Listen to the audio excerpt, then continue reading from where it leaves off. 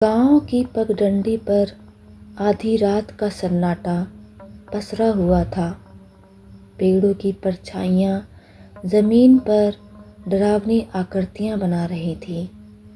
इसी सन्नाटे को चीरता हुआ एक पुरानी हवेली जैसा घर दिखाई देता था, जो सालों से वीरान पड़ा था।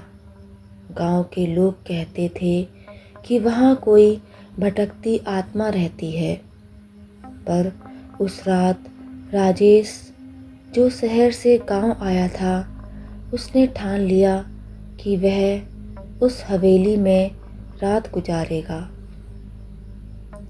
लोग उसे रोकते रहे, पर वह हंसकर बोला, भूत प्रेत जैसी कोई चीज नहीं होती, यह सब अंधविश्वास है। राजेश दरवाज़ा धकेल कर अंदर घुसा। दरवाज़ा चरमराया, मानो सदियों से किसी का इंतजार कर रहा हो। अंदर धूल, मकड़ी के जाले और टूटी हुई खिड़कियों से आती हवा की सीटी की आवाज़। उसने मोबाइल की टॉर्च जलाई और चारों तरफ देखा। अचानक उसे लगा कोई उसकी परछाई के पीछे खड़ा है। उसने पलट कर देखा, कोई नहीं। दिल जोर जोर से धड़कने लगा। वह ऊपर की मंजिल पर चढ़ा। सीढ़ियाँ इतनी जर्जर थीं कि लगता था टूट जाएंगी। तभी अचानक पीछे से धीमी सी आवाज़ आई, राजेश। राजेश ठिठक गया।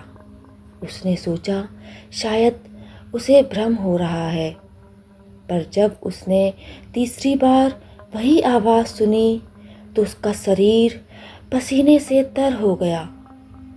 अचानक सामने से एक दरवाज़ा अपने आप खुल गया। अंदर अंधेरा था। राजेश कांपते हुए कमरे में दाखिल हुआ। कमरे की दीवारों पर पुराने चित्र लटके थे, जिनकी आंखें उसे घूरती सी लग रही थी। तभी हवा के तेज झोंके से दरवाज़ा बंद हो गया। राजेश ने हिम्मत करके बाहर निकलना चाहा, पर तभी उसने देखा कमरे के कोने में सफ़ेद कपड़ों में एक औरत खड़ी थी।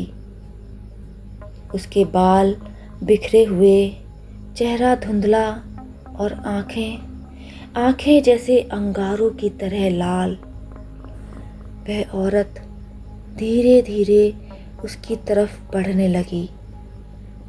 राजेश चीखने की कोशिश करता रहा, पर गला सूख गया था।